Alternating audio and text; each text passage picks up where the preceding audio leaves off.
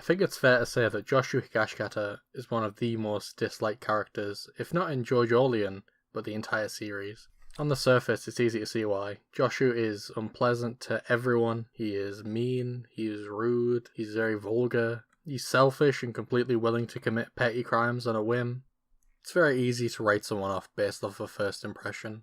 And most people's impression of Joshu is negative, and before he even says or does anything, you just look at him and he's designed to be ugly. Araki knows how to make a character appealing. Look at Gyro Zappelli, for example. He's also a master at making a character unappealing. For example, look at Alessi from Part 3, who I'm pretty sure everyone hates universally because he's the worst.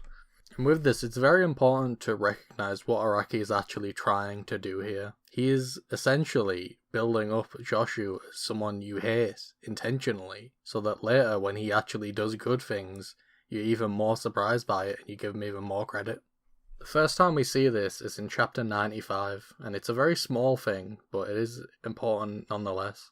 After Jobin knocked out Norisuke, Joshu was the one that moved the phone containing Paisley Park towards the outlet, allowing Yasuo to escape.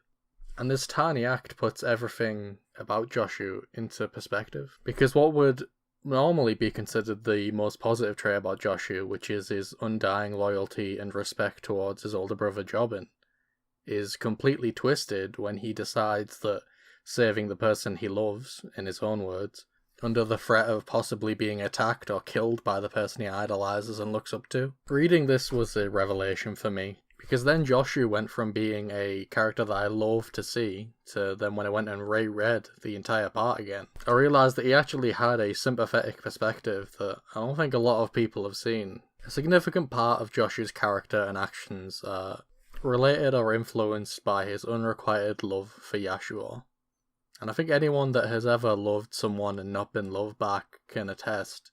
It's probably one of the worst feelings in the world. Even more so if, say, an amnesiac shows up and they immediately hit it off and become friends. So it's pretty easy to see why Joshu is so resentful of Joshu. There is one particularly egregious thing that people often bring up about Joshu, but it's generally incorrect. I've seen it alleged before that Joshu is a rapist, which is a very strange thing to claim.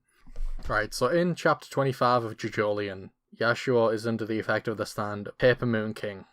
Due to being unable to distinguish people or objects, she mistakes Joshu for Josuke, and her actions lead him to believe that she is confessing her love to him. Joshu then takes her to a bathroom and begins undressing her, which is followed by her knocking him out with a cistern lid. I believe that this scene is meant to portray Joshu being an idiot and getting his comeuppance for being an idiot. I don't think it's particularly sinister in any way. I think that people either haven't read the part or are deliberately misreading it because they don't like Joshu very much. Joshu cares deeply about his family, it's pretty clear to see. And even my first time reading through, it was clear to me that despite all of his flaws, and he has many flaws, Joshu does really care about the people around him, even if he hides it with vulgarity a lot of the time. Joshu is another example of the continuing improvement of Araki's character writing, because he is probably one of the most in-depth characters and one of the hardest to understand at first, because he is deliberately misleading you in an attempt to make you hate a character who's actually a pretty good guy overall.